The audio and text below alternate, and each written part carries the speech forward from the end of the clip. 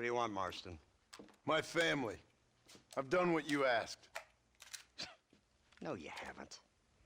This is the land of opportunity, and I gave you the opportunity to save your family, and you failed. How could I possibly reward you? Marston, you're a public menace.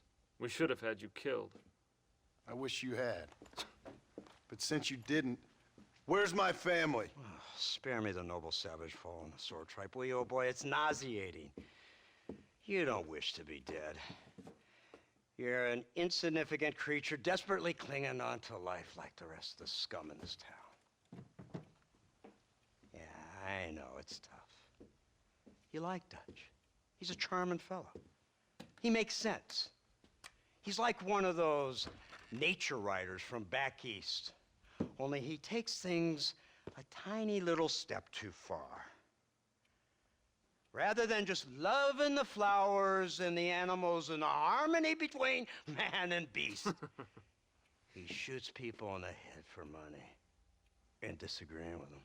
He's a goddamn killer. Now,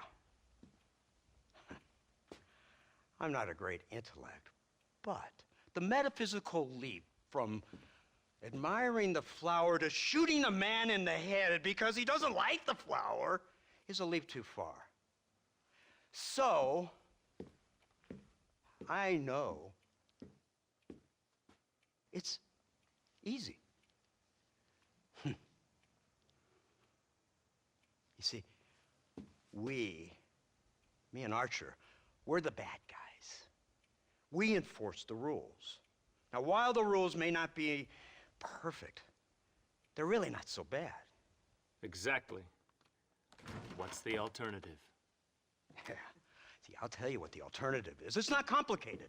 It's about one man and his gun versus another man. Sure, civilization may be dull, but the alternative, Mr. Marston, is hell. And the way you enforce this civilization, this freedom for men to like or not like flowers, or whatever in God's name you were just talking about, is to kidnap a man's wife and son? Well, I know there's contradictions. I'm not going to lie to you. Yeah, as I said, I'm not a great intellect.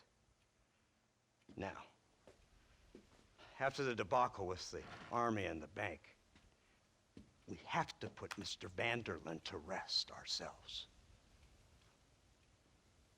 Will you help us?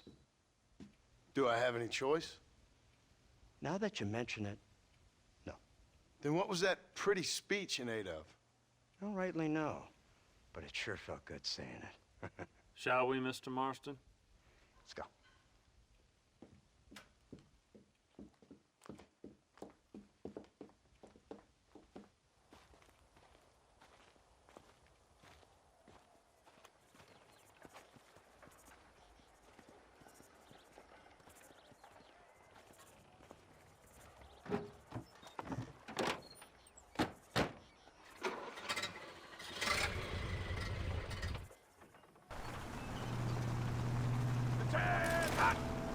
Now keep your finger off that trigger until we get out of Blackwater. Oh, quick!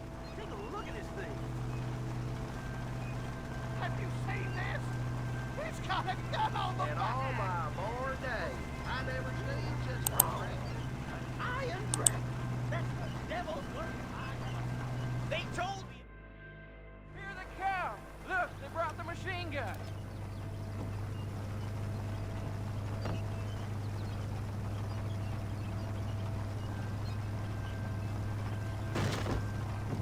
What's the word, Captain? We spotted one of Dutch's men about an hour ago. I think he took the bait. Let's get in position then.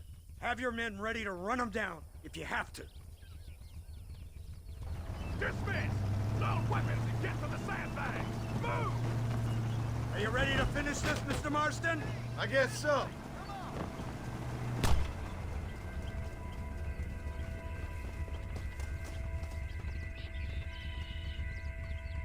Keep your eyes peeled.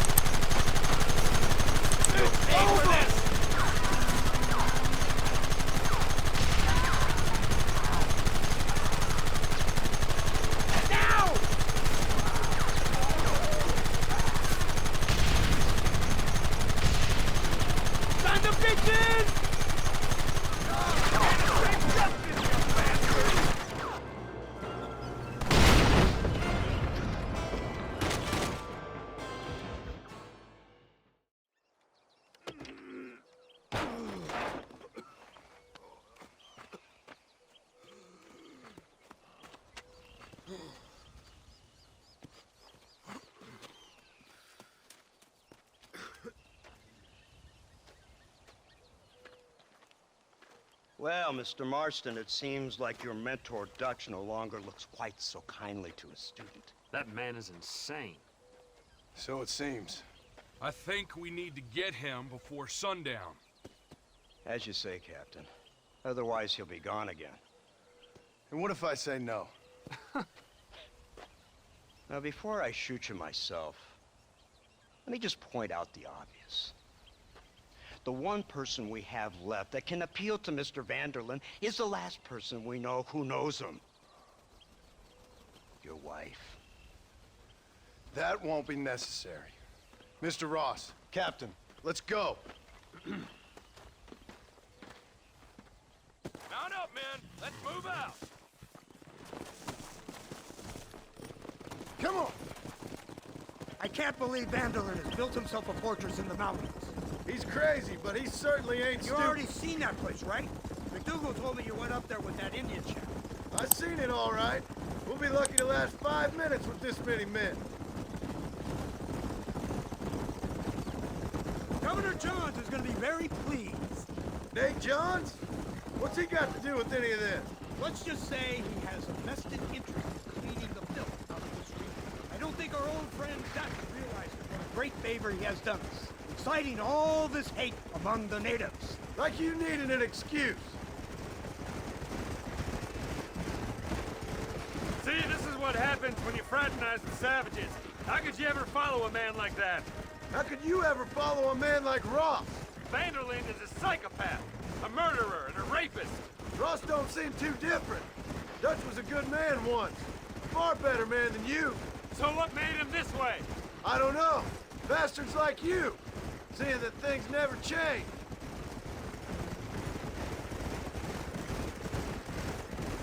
I hope you're ready to finish this mess.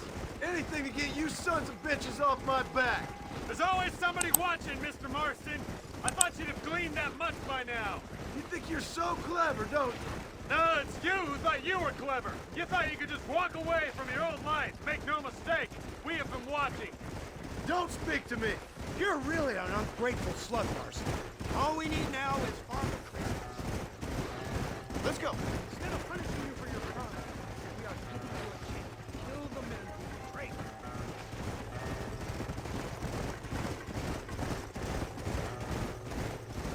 When will this be over?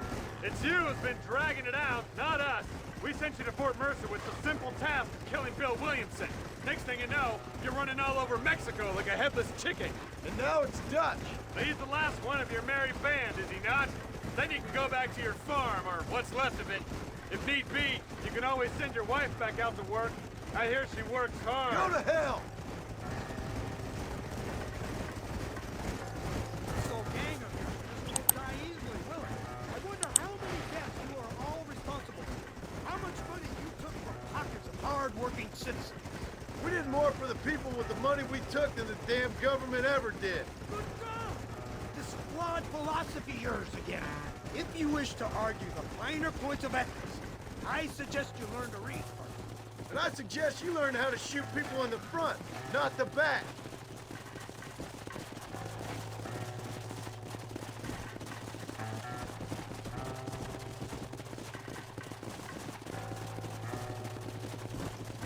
So you're the one who's gonna kill him? Dutch? Yep, that's what they keep telling me. But if you feel like doing it, please be my guest.